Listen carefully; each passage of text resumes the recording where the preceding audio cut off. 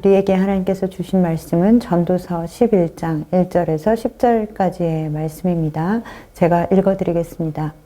너는 내 떡을 물 위에 던져라. 여러 날 후에 도로 찾으리라. 7에게나 8에게 나눠 줄지어다. 무슨 재앙이 땅에 임할는지 내가 알지 못함이니라.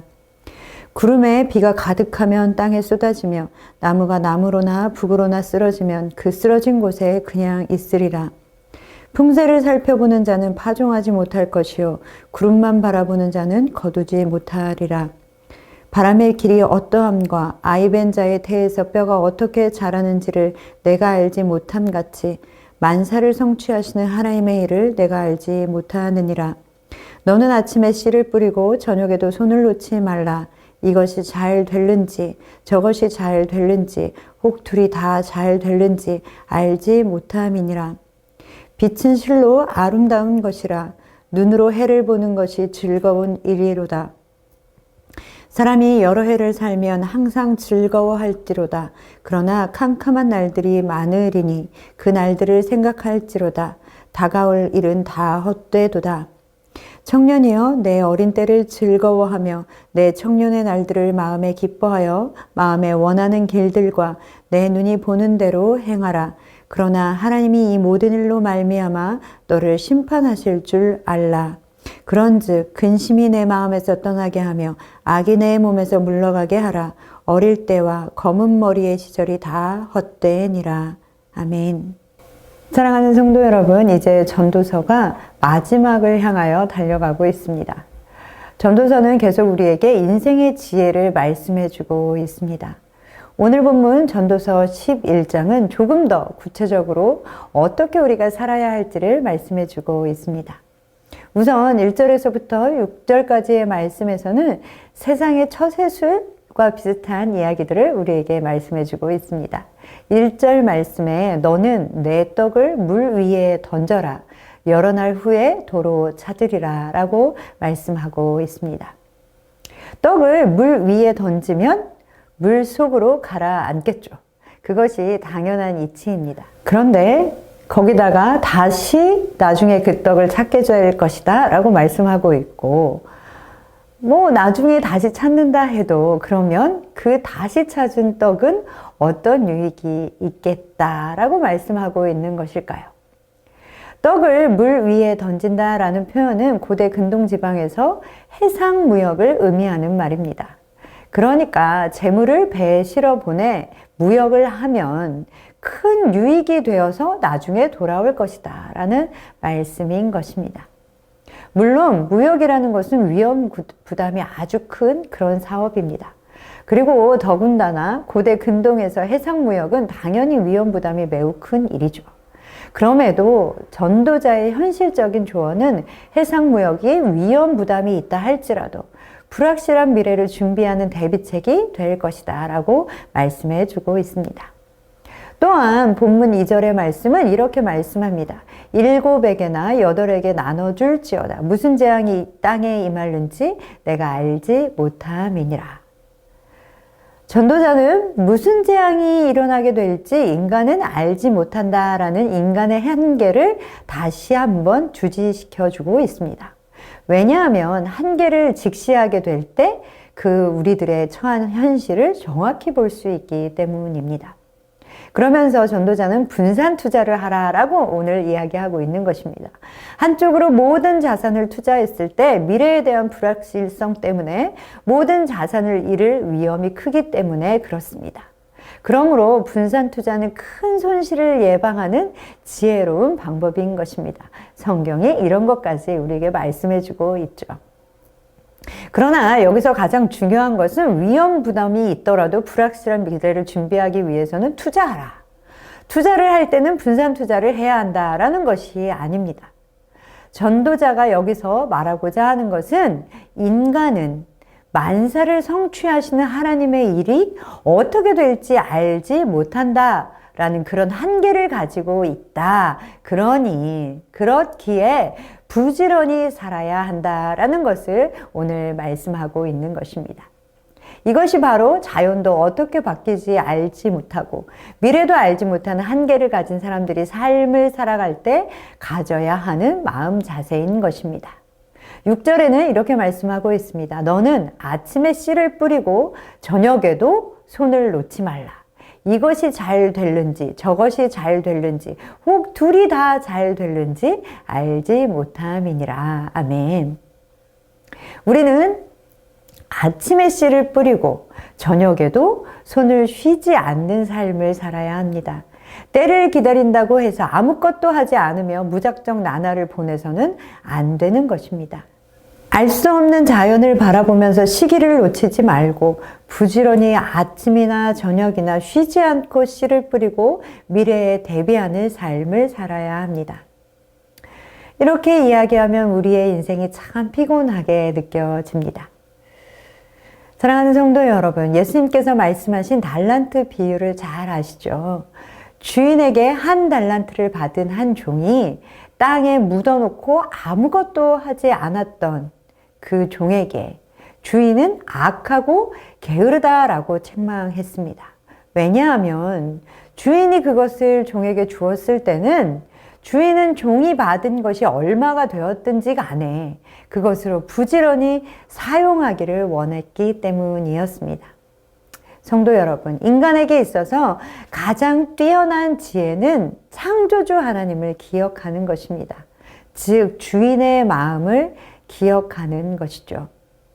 예측할 수 없는 미래를 위한 최고의 대비는 모든 일을 이루시는 하나님을 생각하며 그분의 뜻을 따르는 것임을 기억하시는 선창의 모든 가족들 되시기를 소망합니다. 자, 그렇게 인간이 가진 한계에 대해서 이야기를 하고 지혜를 또한 이야기한 전도자는 7절과 8절에서는 인생을 즐겁게 살아라 라고 말씀하고 있습니다. 우리는 매일 아침에 눈이 떠지니까 눈을 뜨고 숨이 쉬어지니 그냥 또 의식하지 못하고 숨을 쉬지만 매일 아침 눈을 떠 새로운 빛과 해를 우리의 눈으로 직접 본다라는 것은 사실은 참으로 즐겁고 기쁜 일일 것입니다. 또 하루 우리의 사랑하는 자녀들과 살아갈 수 있다라는 것, 그리고 서로가 서로를 보듬어주고 위로워줄 수 있다라는 것, 우리의 사랑하는 사람들을 내가 한 번 더 안아줄 수 있다라는 것, 함께 초라한 밥상일지라도 함께 밥을 먹는다라는 것은 단순히 즐거움을 넘어서 사실은 경이로운 일일 것입니다. 하나님이 우리에게 또 하루의 생명을 허락하셨습니다. 하나님이 허락하신 생명을 가지고 하나님의 것을 누리는 것이 얼마나 즐겁고 기쁜 일입니까? 그렇기에 생명을 가진 사람들은 매일을 즐겁게 살아야 합니다. 본문 8절에는 이렇게 말씀하고 있죠. 캄캄한 날이 많으리라 라는 것은 그런 날이 오면 즐거워할 수 없으므로 지금을 즐거워하라 라는 것을 말씀하고 있습니다. 사랑하는 성도 여러분, 우리 가운데 오늘 이 값진 하루를 주셨습니다. 이 하루를 하나님께서 주신 그 값어치만큼 귀하게 그리고 즐겁게 살아가시는 여러분 되시기를 소망합니다. 이것은 우리의 형편이 어떠함이 기준이 되는 것이 아닙니다. 우리에게는 예수 그리스도를 통하여 새로운 생명을 주셨습니다.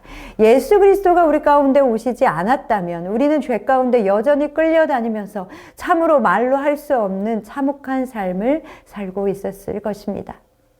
십자가의 보혈의 공로로 인하여 우리를 하나님과 화목하게 하셨고 우리에게 화평을 허락하여 주셨습니다. 에베소서 2장 16절과 17절의 말씀은 이렇게 말씀하고 있습니다. 또 십자가로 이 둘을 한 몸으로 하나님과 화목하게 하려 하심이라.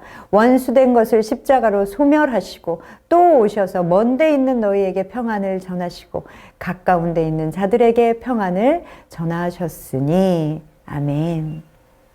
사랑하는 성도 여러분, 이제는 주님 안에서 현재 우리에게 주신 구원의 삶을 누리며 즐거워하고 기뻐하는 삶을 살아갑시다.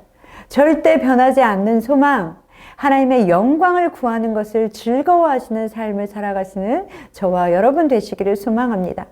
이제까지 내가 구하는 즐거움이 그런 것들이 아니었다면 이제는 그리스도 안에 영광으로 기뻐하시고 우리의 삶 가운데 완성된 하나님의 나라를 바라보며 즐거워하시기를 소망합니다. 이어서 9절과 10절에는 그렇게 즐거운 삶을 살기 위해서는 어떻게 해야 하는지를 전도자는 또 이야기하고 있습니다. 청년의 시기에 마음껏 즐기라고 말씀하고 있습니다. 가고 싶은 곳으로 가고, 보고 싶은 것들을 보고, 마음이 하라는 대로 원하는 대로 살아보라 라고 말씀하고 있죠. 그러나 반드시 기억해야 할 것이 있는데 바로 그것에 따라서 하나님이 심판하신다라는 것입니다. 이것은 진정한 자유 뒤에는 책임이 있다라는 것을 경고해 주고 있는 말씀입니다. 하나님께서는 사람을 위하여 모든 것을 창조하시고 원하는 대로 마음껏 누리게 하셨습니다. 그러나 선악을 알게 하는 나무의 열매는 먹지 말라라고 말씀하셨죠. 이것은 하나님의 명령입니다. 우리는 이 명령을 지킬 때 하나님이 허락하신 것들을 누리며 즐거운 삶을 살 수 있습니다.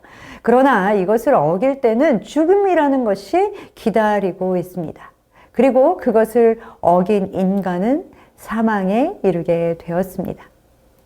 그러나 세상은 그 하나님이 허락하신 경계를 마치 우리의 모든 즐거움과 기쁨을 빼앗아가는 것처럼 포장하며 이야기합니다. 그런 인간에게 남은 것은 고통과 슬픔과 고통뿐인 것처럼 이야기하죠. 그러나 그것은 사단의 속임수이고 뱀이 하와에게 이야기했던 것과 같은 이야기입니다. 우리가 하나님의 방법대로 하나님의 정하신 경계 안에서 살아갈 때 세상과 다르기 때문에 우리에게는 어려움이 있을 수 있습니다. 그러나 우리는 그 뒤에 하나님께서 우리에게 약속하신 진정한 기쁨과 세상이 알지 못하는 평안과 즐거움이 있습니다. 사랑하는 성도 여러분, 하나님이 주신 즐거움을 누리기 위해서는 세상의 근심을 버리고 악에서 멀어지라 라고 오늘 전도자는 이야기합니다. 10절 말씀에 그런즉 근심이 내 마음에서 떠나게 하며 악이 내 몸에서 물러가게 하라 라고 말씀하고 있죠. 근심은 주님이 허락하신 오늘의 삶을 더 곤고하게 만들 뿐입니다. 거기에 더하여 악을 행한다면 아담과 하와처럼 모든 즐거움을 잃어버리게 될 것입니다. 악을 행하는 삶은 하나님의 심판을 결코 피할 수 없습니다. 사랑하는 성도 여러분, 전도자가 가르쳐주는 또 한 가지의 지혜를 배우십시오. 우리의 삶은 자유가 주어지지만 그것에 대한 모든 하나님의 심판이 있다라는 지혜. 그렇기에 우리는 책임감 있는 인생을 살아야 한다는 지혜를 가지고 살아가시는 여러분 되시기를 소망합니다. 오늘도 우리에게 주신 삶을 감사하며 기뻐하며 사시는 날 되시기를 소망합니다.